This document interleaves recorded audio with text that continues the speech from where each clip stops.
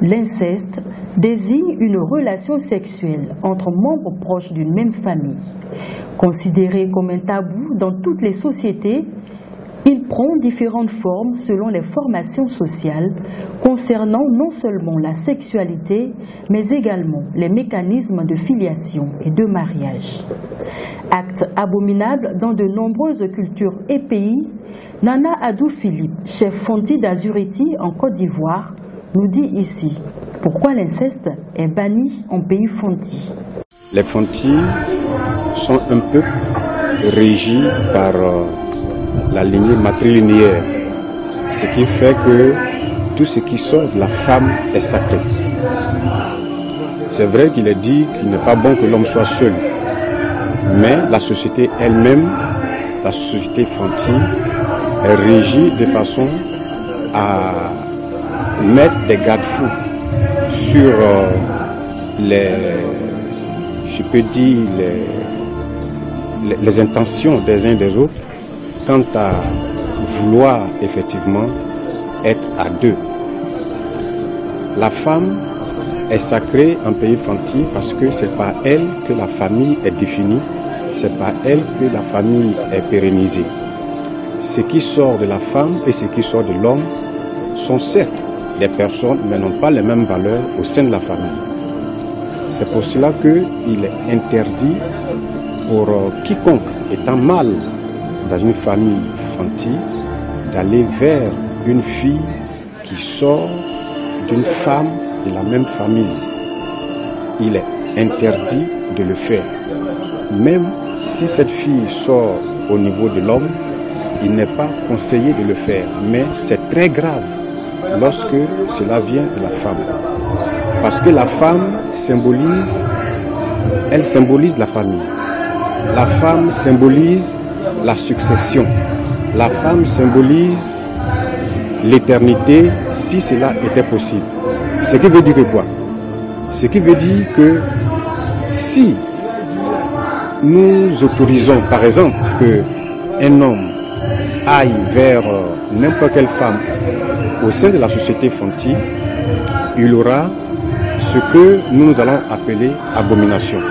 Il aura ce que nous pouvons appeler absence de vertu. Il aura ce que nous pouvons appeler même absence de succession. Parce que cet enfant qui naîtrait de cette union incestueuse, cet enfant ne peut pas être accepté dans la société.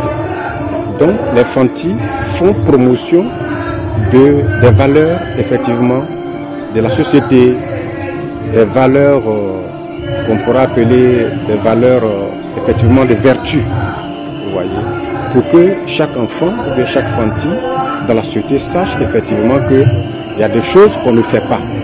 Et même si d'autres sont autorisées ou permises, mais il y a des choses qui sont véritablement bannies. C'est pour cela que l'inceste est beaucoup, franchement, défendu en pays Fonti, chez les Akans en général, des lignées matrilinéaires. On ne joue pas avec les attitudes incestueuses.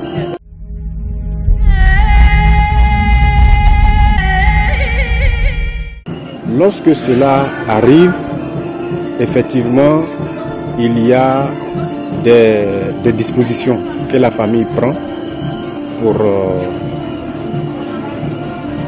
d'abord moraliser les deux incriminés pour que ces deux personnes sachent qu'effectivement ces genres d'attitudes ne sont pas à faire. Il arrive que de ces genres d'union, il y a effectivement conception, il y a effectivement enfants. Ces enfants vont certes naître, mais ne pourront pas avoir égard à certains privilèges ou avantages quant à ce qui serait de la lignée, par exemple, parce que cet enfant est né dans des conditions un peu spéciales. On ne lui dira pas, mais l'histoire fera toujours mention des conditions dans lesquelles il est né.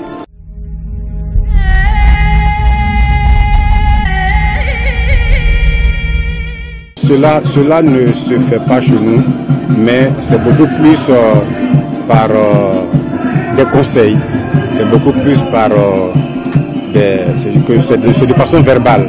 pour que ceux qui ont posé l'acte sachent qu'effectivement, ils se sont trompés, que cela n'est pas à refaire dans la société. Voilà comment cela se passe.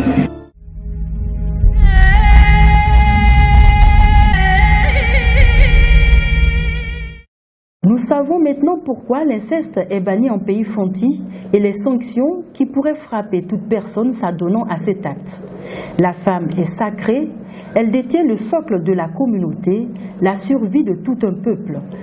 À ce titre, l'enfant qu'elle porte doit être sans souillure. Au cas où un enfant naît de cette union interdite, ce dernier ne sera pas pris en compte dans l'héritage familial. Voilà, c'est tout pour aujourd'hui. Nous terminons avec ce proverbe rwandais. Il est permis au taureau de monter les vaches données en remboursement, mais celles qu'il a engendrées lui sont interdites. Bonne suite au programme.